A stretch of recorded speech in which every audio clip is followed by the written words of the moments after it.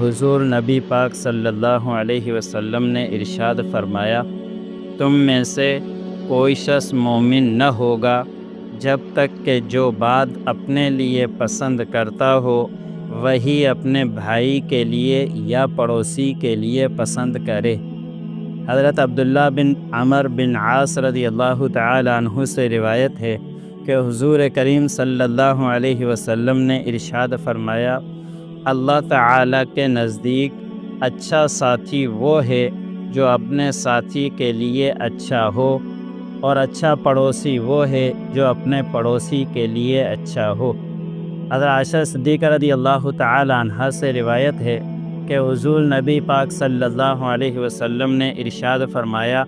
حضرت جبرائیل علیہ السلام مجھے مسلسل پڑوسی کے حقوق کے بارے میں وصیت کرتے رہے، یہاں تک کہ مجھے گمان ہوا کہ پڑوسی کو میراث میں حصے دار ٹھہرا دیں گے۔ اللہ عمل کرنے